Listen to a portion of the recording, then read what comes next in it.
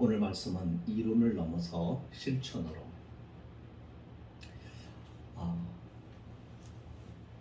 이 대학 교수들 가운데서도 이렇게 많은 지식을 잘 전달하는 분이 있는가 하면, 또 지식은 많은데 잘 전달을 못하시는 분들도 있죠. 말에 은사가 있는 분들은 아무래도 이 말을 잘해서 잘 전할 수 있겠지만, 또 말의 은사보다는 또 글 쓰는 또 은사가 있는 분들이 있습니다. 근데 그분들은 또 글로 자신이 가지고 있는 모든 지식과 그 체계들을 설명을 해 나갑니다. 자, 그래서 그런 좀 다른 그런 은사를 가지고 있는 경우를 보기도 합니다. 오늘 우리가 신앙생활을 하면서 이렇게 느끼는 것이 무엇이냐면, 오늘날 코로나로 인해서 여러 가지 어려운 상황이 되다 보니까 목사로서 생각을 하게 됩니다. 예배가 참 중요하고, 또 하나님을 예배하는 것이 굉장히 큰 축복이고, 이것은 그 어떤 것과도 비교가 안 되고, 또 무엇과도 바꿀 수 있는 것도 아닌데, 정말 우리는 이 예배에 대한 소중함과 그 예배를 통하여 하나님을 만나겠다고 하는 그런 간절한 열망 같은 것들이 없구나 하는 그런 아쉬움이 좀 들어요. 지금 한국 교회가 위기가 왔어요. 많은 어려움들이 교회마다 옵니다. 그러면서 교회가 여러 가지 위기가 찾아오면서 힘든 교회들이 생기고, 그 힘든 일 때문에 교회들이 문을 닫는 교회들도 의외로 많습니다. 자, 제가 그걸 얘기하려고 하는 것이 아닙니다. 교회라고 하는 것은 세상의 다른 기관과는 다릅니다. 무엇이 다르냐면, 교회는 생명이 있는 거예요. 그렇죠? 생명은 예수 그리스도의 그 생명이 있어요. 그래서 생명이 있는 시련과 역경과 어려운 환경들을 그 생명은 이겨내는데, 그 생명에 의미가 있고, 그 생명이 돋보이고, 그리고 그 생명이 많은 감동을 주는 것이죠. 예수 그리스도가 계시지 않는 교회는 교회가 아닙니다. 다시 말하면, 성도들 가슴에 예수 그리스도가 계시고, 그 예수 그리스도, 생명이 되신 그 예수 그리스도 안에서 있는 그런 성도들은 그 삶이, 믿음이 가슴에 뜨겁다는 말입니다. 생명의 기운이 감돈다는 얘기입니다. 그 사람의 얼굴의 모습에서, 그리고 그 사람의 말에서, 그 사람의 행동에서 바로 그 생명력이 느껴진다는 것이죠. 그런 생명력이 있는 성도들이 모여있는 공동체, 그 교회가 이제 함께 그곳에서 그 생명의 기운을 함께 하는 거예요. 그러다 보니까 뭐가 있어요? 기쁨이 있습니다. 그 기쁨, 감사, 이것들이 서로 나누어지는 거예요. 이게 이제 교회인 거예요. 그리고 이게 성도의 모습인 것입니다. 오늘 우리의 신앙생활을, 오늘 이 말씀을 통해서 이제 점검을 합니다. 믿음 생활을 하는데 우리는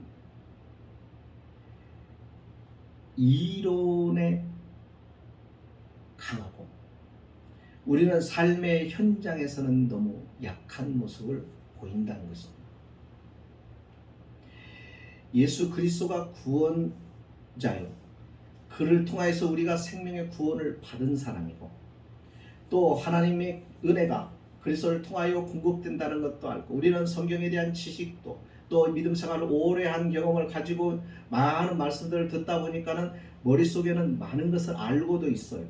그런데 문제는 알고 있는 모든 말씀에 대한 이론들이 우리의 인격과 삶에서 나타나지를 않는다는 것이죠. 그것이 드러나지를 않는다는 것.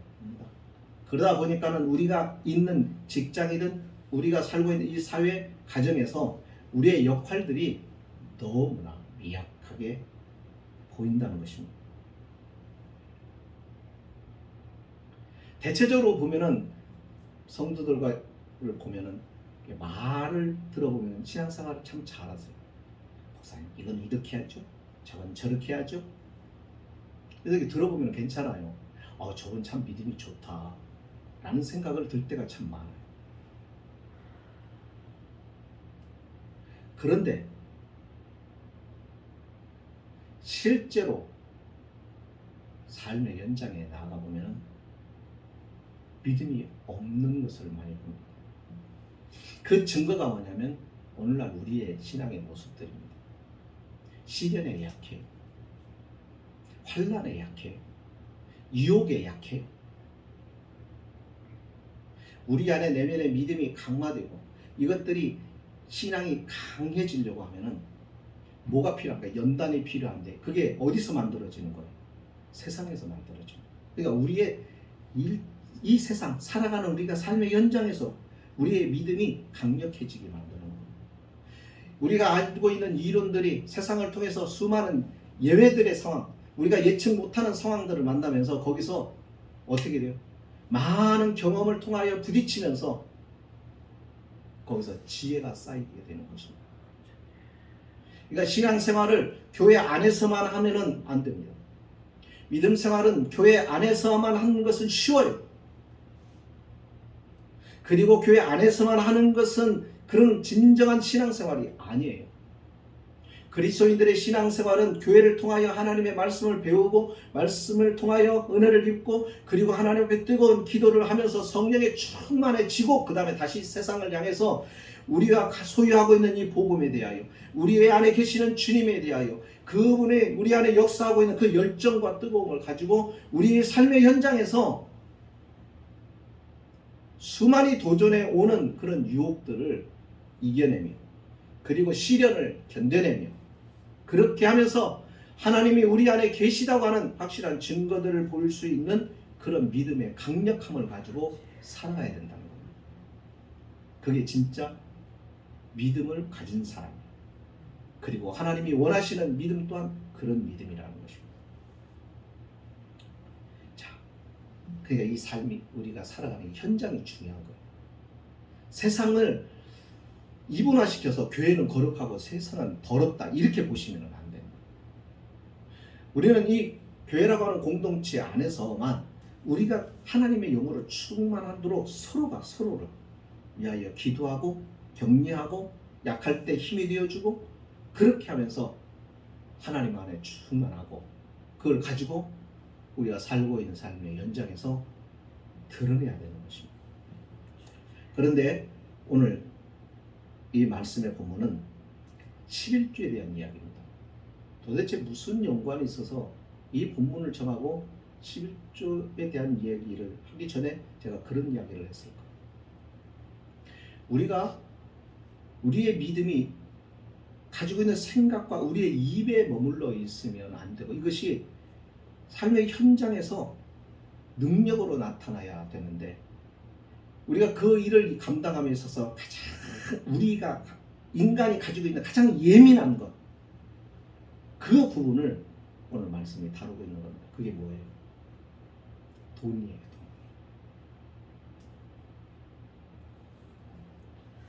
하나님이 우리에게 11조라고 하는 것을 말씀을 하셨어요. 그죠? 어떤 사람은 그런 얘기를 해요. 아니 구약시대 때 11조가 오늘 신약에도 해야 되는 겁니까? 안 믿는 사람은 제껴놓고 왜? 그 사람들은 11조에 대한 어떤 지식도 어떤 믿음도 없어요. 그러다 보니까 11조를 이해하기가 어려워요. 그러나 믿는 사람들 가운데서도 그렇게 생각하는 사람들이 굉장히 많습니다. 그래서 요즘에 유튜브 같은 데 나오는 거 보면은 11조를 안 해도 된다는 사람들도 있습니다. 자, 그러면 어떻게 생각하냐면 거기에 많은 성도들이 마음이 끌려요. 왜? 왜 그럴까요? 안 해도 된다고 생각합니다. 거기에 그런 생각을 이제 듣고는 위로가 되는 거예요. 자, 그러면 한번 물어봅시다. 정말 폐해진 것입니까? 안 해도 되는 겁니까? 구약 시대 때 하나님께서 율법으로 정했으니까 이제 율법을 폐하지 않았느냐? 그러니까 안 해도 된다라고 말하십니까? 그렇다고 한다면, 자, 아브라함이나 또 야곱의 같은 경우는 11조를 합니다. 그죠? 11조에 대한 고백을 해요. 아브라함은 언제 하죠? 살레망 멜기세덱에게, 그 멜기세덱이 축복을 해주니 그가 그에게 10의 1을 드렸다라고 말합니다. 언제입니까? 율법으로 정해지고 난 다음입니까? 아니죠. 율법으로 정해지기 전이에요. 야곱은 그가 베델에서 형 에서를 피하여 외삼촌 집 라반으로 도망하다가 베델에서 꿈을 꿉니다. 그리고 하늘과 땅에 이어지는 사닥다리를 보게 되고 주의 사자들이 오르락 내리락 하는 광경을 보고 그가 그렇게 고백을 합니다. 하나님께서 나로 하여금 무탈하게 돌아오시게 한다면 내가 이곳에 하나님의 전을 세울 것이고 그리고 하나님 앞에 10분의 1을 드리겠습니다 라고 고백합니다. 그러니까 예루살렘 성전이 세워진 자리가 어디냐면 바로 거기입니다. 그 약속이 성취가 되고 그렇습니다. 자, 그러니까 아브라함도 야곱도 이것이 율법이라고 하는 법으로 정해지기 이전의 사람들입니다. 그러니까 10의 1이라고 하는 것은 율법으로 정해진 것이 아니라 이것은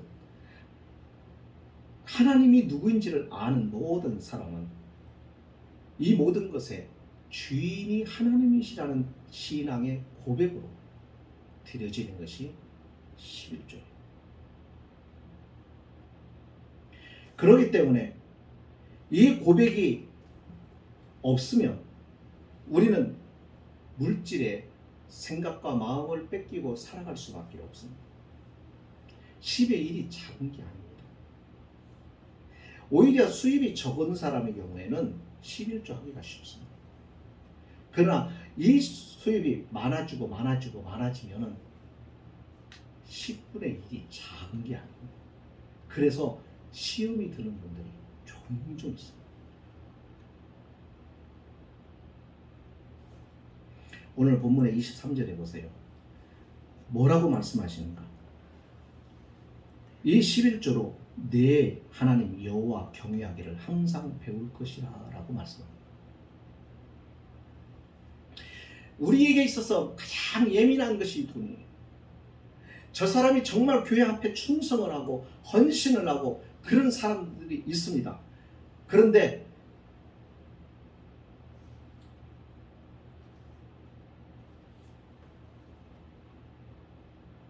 제가 뭐 그런 경험을 한 적이 있어요.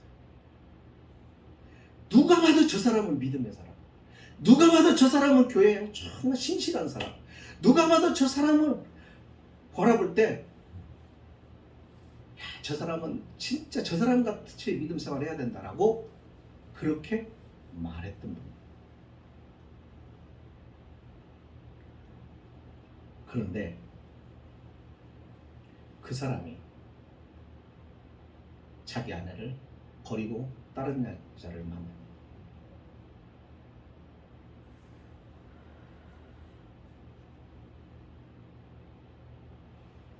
근데 그 전이에요.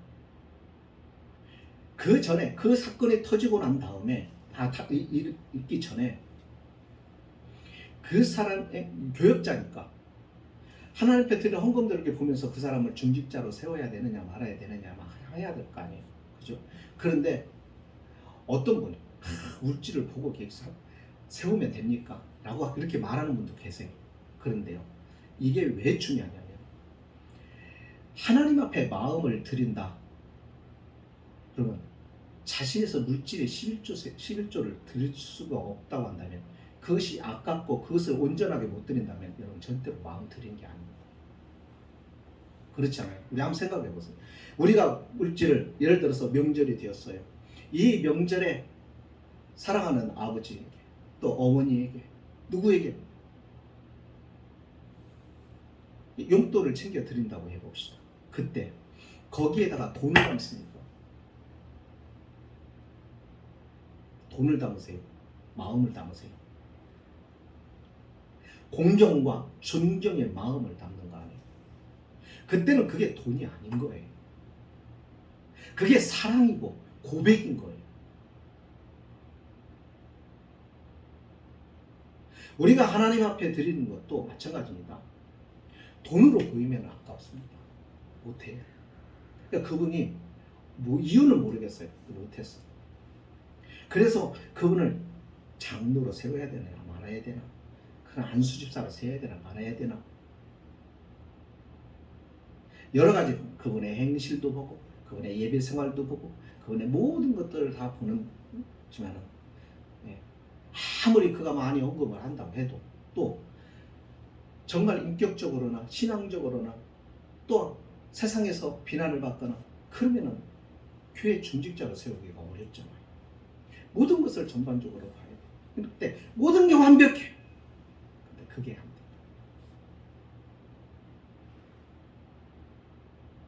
제가 거기서 배운 게 그거예요. 나도 보면은 누구나 사람을, 물질을 좋아합니다. 왜? 그게 있으므로 사는 게 참 편해요. 그리고 내가 하고 싶은 걸 다 할 수도 있어요. 그러다 보니까는 물질을 좋아하고 물질을 사랑하다 보니까는 물질에 끌려다니는 인생이 되는 사람들이 엄청 많습니다. 그래서 돈 앞에 부모도 형제도 필요 없습니다. 신앙생활 잘하는 사람도 돈의 문제에 대해서 나오면은 절대로 얼마나 이기적이 되고 얼마나 철저하게 자기중심적으로 되고 자기가 절대로 손해를 안 보려고 하는지 모릅니다. 그 정도가 되면은 그 사람 돈을 다루고 돈을 이용하는 사람이 아니라 돈에 매이는 사람이 되는 것이죠. 하나님은 인간을 잘 아십니다. 왜냐하면 그분이 우리를 창조하셨기 때문에 우리 속에 숨겨져 있는 본성을 하나님이 잘 들여다보십니다. 그래서 하나님께서 10의 1을 말씀하십니다. 내 마음이 어디로 향하느냐, 내 중심이 어디로 향하느냐. 그래서 이것이 언제나 똑같은 마음은 아니에요. 목사인 저에게도요.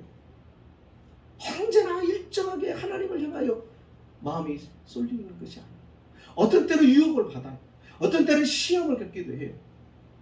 그러니까 그 상황 속에서 어떻게 하는 거예요? 믿음의 선택을 하는 거예요. 내 마음이나 내 감정이나 나의 이익이 아니라 하나님. 왜? 그분이 내게 베푸신 은혜가 무엇인가를 생각하는 것입니다. 내가 어떻게 존재하며 그리고 내가 어떻게 해서 구원받은 자로 살아가며 내가 어떻게 해서 이와 같은 은혜 속에 내가 살아가는지, 내게 주어진 건강이나 내가 살아가는 환경이나 내가 배웠던 지식이나 이 모든 조건들이 하나님의 허락과 하나님의 은혜가 없으면 가능하지 않았던 것을 지금 살아가고 있는 내 삶의 모습도 그렇습니다. 저는 요즘에 참 감사하는 게 사람들이 가지고 있는 시각, 나도 동일한 시각을 가지고 바라봤던 것이 변하고 있다고 하는 것을 내가 깨달았어요. 그게 뭐였냐면 나도 큰 교회를 좋아했어요. 나도 여유로운 경제생활을 좋아했어요. 나도 좋은 차도 좋아했어요. 그런데 그것이 과연 나로 하여금 하나님과 밀착하게 해줄까? 나로 하여금 하나님과 가장 가까워지게 만들어주는 것일까? 그렇지 않더라.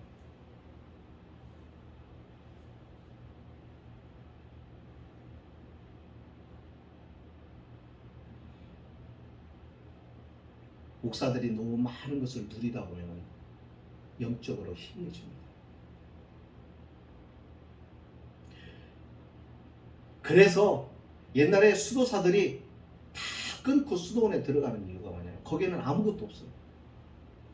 재산도 없고 거기는 아무것도 없는 거예요. 그냥 딱 한 게 뭐예요? 먹을 수 있는 거, 잠잘 수 있는 거. 그리고 나머지는 경건생활과 노동이에요.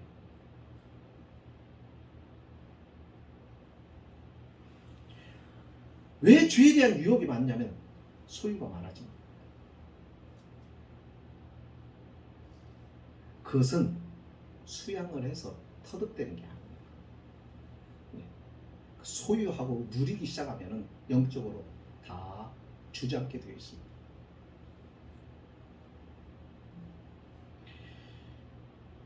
그러니까 언뜻 보면은 사람도 볼 때는 안 됐다, 저렇게 살아가네 라는 생각이 가질지 모르겠지만 믿음의 영안으로 하나님의 관점으로 볼 때, 여러분 신앙의 관점으로 볼 때 힘들고 어려운 일들이 오히려 주님을 향하여 갈 수 있도록 하는 강력한 하나님의 축복의 도구라는 것입니다. 구약에서는 복을 설명을 할 때 많은 땅과 재산으로 설명을 했습니다.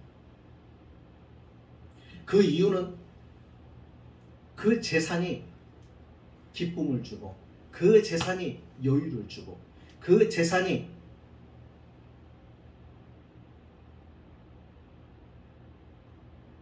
그렇게 넉넉한 마음을 주었기 때문에. 그런데 신약에 와서는 그것을 복이라고 말하지 않아요. 왜요? 그 넉넉한 마음과 부유함과 그 기쁨과 그 모든 것들이 예수 그리스도를 통하여 경험되기 때문에 그렇습니다.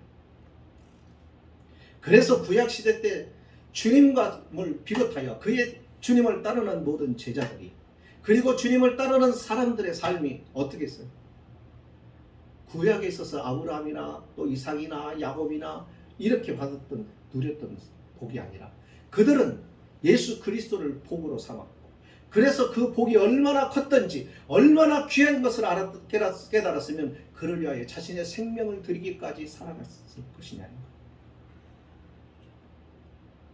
그가 누린 축복이 세상에서의 복이 영화보다도 더 위대하고 더 값지고 더 소중하고 더 자신의 영혼의 기쁨과 만족을 주니까 그것을 버려버리고 고난받으신 주님의 길을 따라 간 거예요. 그러니까 세상은 이해할 수 없는 일들을 하는 거죠. 그러니까 거기에 뭐가 있는 것이죠? 하나님의 복이 있다는 것을 알았기 때문입니다. 그것을 하나님께서는 이 11조라고 하는 것을 통하여 우리에게 맛보여 주는 겁니다. 너희가 세상을 살아가면서 물질에 대한 마음과 물질에 대하여 예민하고 물질에 대하여서 아주 민감하다는 것을 누구보다도 내가 잘 안다는 겁니다. 물질에 대해서 민감하지 않은 사람이 있어요?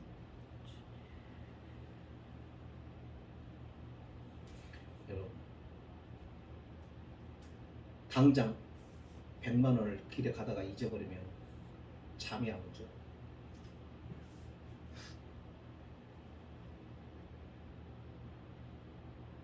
그게 인간이라는 것입니다. 우리 하나님 은혜 안에 머물지 못하거나 우리의 믿음이 약해질 때 우리 잠 안 오고 막 미치도록 하나님 앞에 기도하고 이런 게 없잖아요. 믿음이 떨어지면 그렇게 생각 안 차요. 그러니까 하나님께서 이 물질이 가는 곳에 마음이 가니까 그 물질을 하나님을 향하게 하라는 거예요. 그러면 너의 마음도 하나님을 바라보게 될 것이다.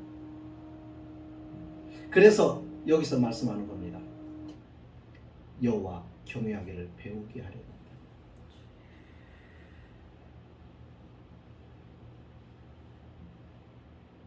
네. 원래 11조는 내 것으로 하나님 앞에 내게 주신 것으로 드리는 게 아니다. 원래 처음부터 하나님이 자기 소유라고 딱 정해 놓으셨습니다. 내 것이다 라고 말했습니다. 왜냐하면 그것을 통해서 하나님이 물질의 주인 되시고 하나님이 내게 주신 선물이라는 걸 알게 하시기 위해서. 그래서 하나님은 그것을 통해서 어떤 일을 하시는가 보세요. 하나는 기업이 없는 레위 지파에게 하나님이 기업을 대신하게 합니다. 다른 지파 모두에게는 땅을 기업으로 주셨습니다. 그러니까 쉽게 말하면 세상에 먹고 살아갈 수 있는 직장과도 같은 것들을 다 주셨다는 거예요. 레위 지파에게는 안 주셨어요. 그래서 해마다 그랬습니다. 이 해마다라는 것은 매월이 아니라 해마다라고 말하는 것은 농사를 기준으로 얘기하기 때문이에요. 오늘 이 시대는 농사를 기준으로 살지 않잖아요. 그죠? 그래서 매월로 얘기를 하는 거죠. 이 당시는 또 3년마다 11조를 드려지는 것은 안식일을 기준으로 해서 안식년을 기준으로 해서 말씀하고 있는 겁니다. 그래서 매해 하되 3년째와 6년째가 되는 날에는 거기에 누구를 포함시키는가 보세요. 기업이 없는 레위 지파와 또 나그네와 그리고 누구죠?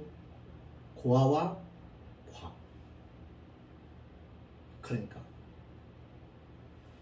이스라엘 공동체 안에 고아와 과부, 나그네를 기억하라는 겁니다. 이스라엘은 하나님의 백성을 말합니다. 하나님의 백성 안에 고아와 과부 기억하라는 겁니다. 오늘날의 고아와 과부가 옛날처럼 그렇게 비참하지는 않습니다. 이 당시만 해도 고아와 과부를 왜 하나님이 이렇게 챙기셨느냐면 그들은 지금처럼 사회가 발달하고 여러 직장이 다양화되고 그런 사회가 아니었어요. 고아를 누군가가 돌봐주지 않으면 고아는 죽어요. 굶어 죽어요. 과부, 여자들이 혼자 일할 수 있는 데가 아무 데도 없어요. 할 수 있다, 돈을 벌 수 있는데 딱 한 군데 있습니다. 그게 뭐냐면 자기 몸을 파는 것밖에 없어요. 그러니까 그렇게 하지 못하도록 책임을 지라는 겁니다. 그렇게 하기 위해서 제도적으로 하나님께서 이렇게 만들어 놓으신 것입니다. 정해 놓으신 것입니다. 그러면서 우리로 하여금 기억하라는 것이에요. 고아를 돌아보고 과부를 돌아보고 가난한 자, 자기 힘으로 살아갈 수 없는 자, 생존의 위협을 받는 자, 돌봐주지 않으면 생존의 위협을 받는 사람들에 대해서는 너희가 책임을 져줘야 되지 않겠느냐 것입니다. 여러분,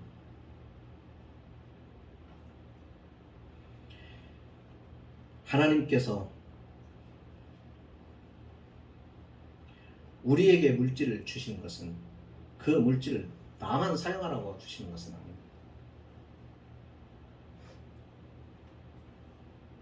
그걸 통하여 그렇게 하나님이 우리에게 주시는 것은 그걸 통해서 하나님이 보시려는 거예요. 믿음을 보시고 그를 살피시는 것입니다. 우리도 이렇게 자녀들에게 용돈을 줄 때가 있어요. 이게 주다 보면 그 용돈을 딱 주면 그 용돈을 어떻게 쓰는가를 딱 보여지죠. 일부러 보려는 게 아니라 보여져요. 허비하고 낭비하고 막 방탕하는 데 쓰고 그러면 다음에 유산을 그 자식에게 많이 주고 싶으세요? 어떠세요? 그걸 주게 되면 재산을 유산으로 남겨주면 어떻게 될까 생각이 되는 겁니다. 그러나 받은 용돈에 대하여 그것을 어떻게 인색하고 옹졸하게 사용해도 문제예요. 그것을 적절하게 사용하는 지혜를 가지고 있어야 하죠. 돈이라는 게 그렇잖아요. 아껴야 될 때는 아껴야 됩니다. 정말 꼭 필요하고 해야 할 일들에게 있어서는 꼭 사용을 해야 되죠. 그렇게 규모 있게 잘 사용하고 지혜롭게 사용한다면 많은 재산을 맡겨도 걱정이 없는 것이죠. 그래서 그 자녀에게 맡기고 싶은 것입니다. 하나님은 다를까요?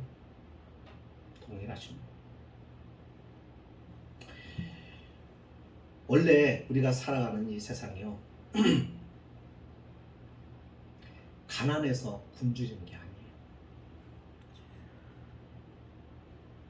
지금도 아프리카에 이렇게 굶어 죽는 사람들, 그들이 가난해서 굶어 죽는 게 아니에요. 우리 착각하면 안 됩니다. 우리의 이기심과 욕심이 그들을 죽이게 하는 겁니다. 우리 얼마나 많은 것들을 버리면서 살아요. 우리는 감당치도 못하는 것을 얼마나 많은 양의 음식물 쓰레기로 버리십니다.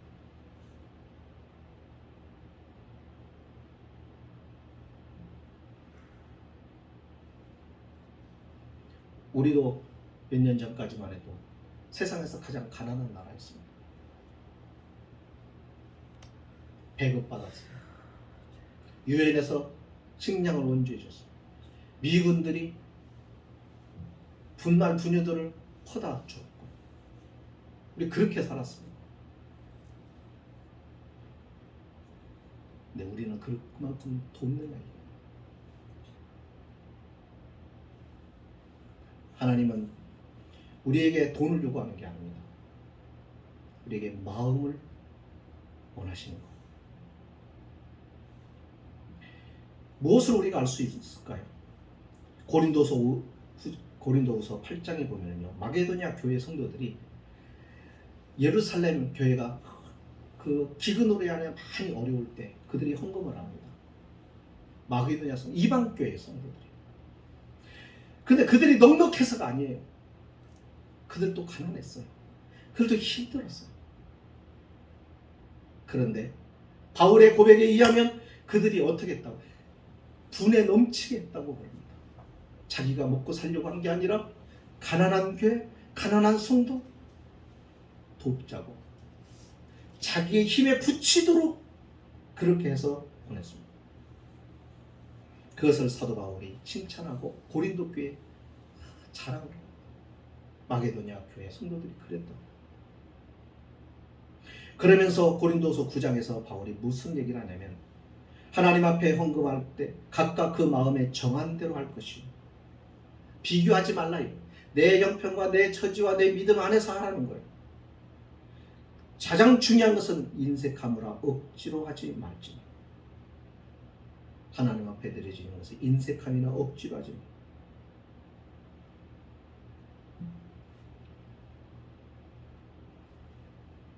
이런 마음이 들 때는 우리가 헌금을 중단해요. 이것은 바람직한 게 아니에요. 우리가 누군가를 도울 때도 마찬가지입니다. 어려운 사람을 도울 때도요, 우리가 교만한 마음에 그 사람을 주는 것으로 생각하시면 안 돼요. 우리가 누군가 이렇게 베풀어 놓고는 막 가서 막 사진 찍고 막 그러잖아요. 그거 왜 그러는 거예요? 자신의 의와 자신의 선행을 드러내려고 하는 것이잖아요. 거기에는 어떤 게 있어요? 교만함이 있어요. 거기에는 내가 너보다 낫다고 하는 그런 오만함이 있어요. 그것은 그 사람으로 하여금 비참하게 만드는 것입니다. 하나님은 그걸 원치 않으십니다. 여러분, 아까운 생각이 들 때는 차라리 그 생각이 사라지기까지 기도하며 기다리셔야 돼요. 하나님 받지도 않으십니다. 기뻐하시지도 않으십니다. 하나님이 원하는 것은 돈이 아닙니다. 믿음이 담긴 마음입니다. 중심을 보려는 것입니다.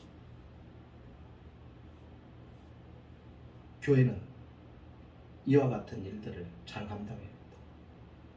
교회가, 사실 저는 그래요.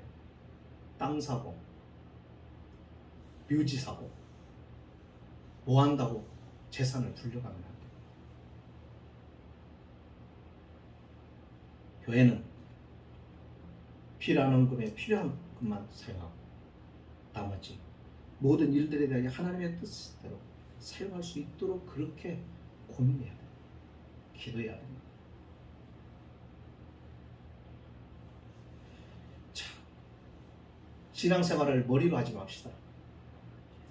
신앙생활은 이론이 아닙니다.